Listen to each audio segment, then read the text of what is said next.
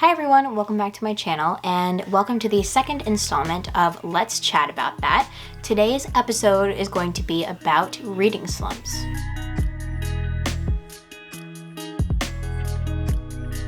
So first off, what is a reading slump? So my interpretation of a reading slump is a time in your reading life where you don't want to read. You're not interested in reading. Every book you pick up is just not working for you. You're just having trouble finishing, starting, or just generally reading a book. So I wanted to chat about some ways that you maybe can avoid a reading slump, and if you find yourself in a reading slump, how do you get out of one? So this is all from my experience, so if you have any tips or tricks that help you stay out of a reading slump or get out of a reading slump, please put them in the comments because I would love to know. But in my experience, a few ways that you can try to stay out of a reading slump include not being afraid to DNF books that you don't like. I think there is a lot of pressure to finish every book that you start because you buy the book, you're excited about the book, you start it, maybe it doesn't live up to your expectations and you feel like, I've started it, now I have to finish it.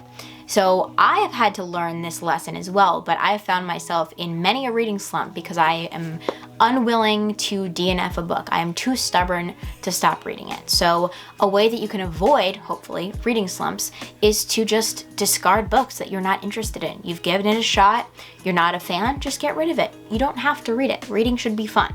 So if it's not fun, you're gonna get into a reading slump.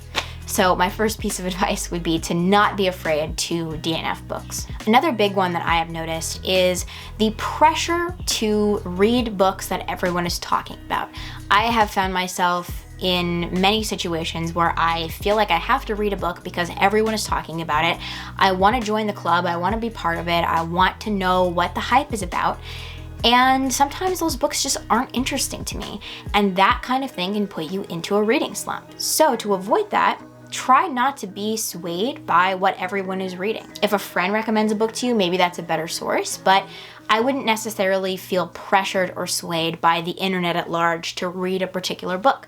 There are lots of books that are really, really popular on Book Talk and Bookstagram and BookTube, but if it's not interesting to you, don't pick it up. Those are my top 2 tips to stay out of a reading slump, but if you do find yourself in one, here are a few ideas that I have to sort of get yourself out of it. You can attack the situation from different angles, but I found that giving yourself some grace and letting yourself rest can be a helpful tool in getting out of a reading slump. For some people, it's very helpful to step back and just take a moment and think about why that book isn't hitting home with you and just sort of remove yourself from the situation. Take a week off of reading, take more time if you need to. There's no shame in that, but take the time that you need and then come back at a different book or the same book when you're ready. If you don't want to take a break from reading, you could DNF that book and start a new one. I've personally found that audiobooks are very, very helpful for me in getting out of reading slumps because you have to take a less active role in reading.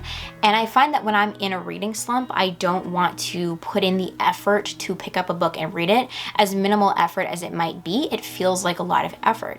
So if I have an audiobook that I can listen to while I'm doing other things, even if I'm just laying in bed doing nothing, it still feels like less effort than physically reading a book, and I can inactively be participating in a reading experience. Now, this is not to say that audiobooks will work for everyone. I understand that a lot of people have issues processing things auditorily, and that's totally fine. But if you're someone who can listen to audiobooks and you like that experience, that is a very helpful tool to sort of get yourself reading again. My next recommendation would be not to go into a long or dense book if you're in a reading slump. I'm someone who has a bit of a big book fear, so attacking a big book when I feel like I'm not doing well with reading is not a great idea. When I'm in a reading slump, I want to feel like I accomplished something, and the easiest way to do that is to pick a book that's fast-paced, short, quick, whether that's a graphic novel, whether that's a short novel, whether that's a short story collection, whatever that is to you.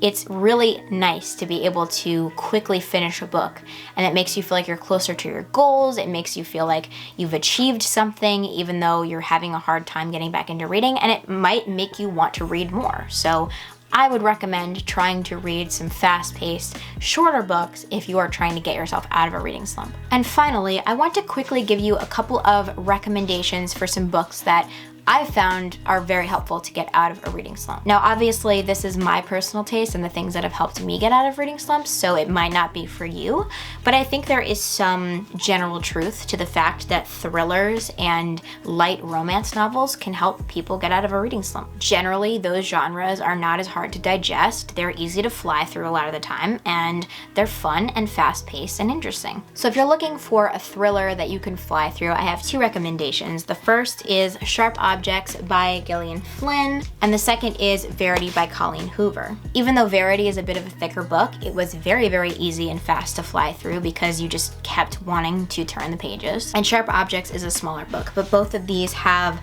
a lot of elements of thriller and mystery, and there's a lot of intrigue there that keeps you wanting to turn the pages. So both of these are very fun options if you're looking for a psychological kind of thriller mystery to get you out of your reading slump. If you're looking for something fun and romantic and cute, Get a Life, Chloe Brown by Talia Hibbert is super, super fun. It was super fast because it was just very cute and light, and those kind of books really, really help me get motivated to read more because I'm just having so much fun. And the final category / genre of books that really help me with reading slumps is humor. Both of the books I'm gonna recommend are not just humor. In fact, they have a lot of other themes to them, but Nothing to See Here by Kevin Wilson is a very fun, fast-paced kind of humorous book.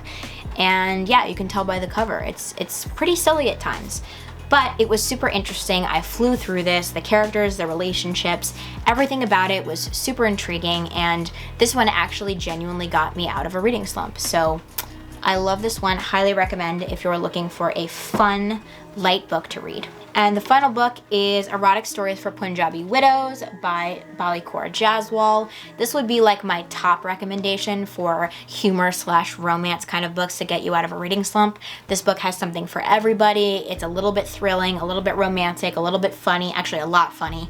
And I think it's just the perfect mix of everything. Even though it's a bit of a chunkier read, it's super, super fun. So if you need a book that's really gonna get you out of that reading slump, this is the one. Those are all my thoughts about reading slumps and my recommendations of how to get out of a reading slump. If you are currently in one, I'm sorry, I feel you. I feel like I've been in one for a while, so I wanted to make this video to inspire you and myself. If you have any other ideas for chatty topics, please let me know in the comments. If you enjoyed this video, feel free to like and subscribe, and I will see you in the next one. Bye.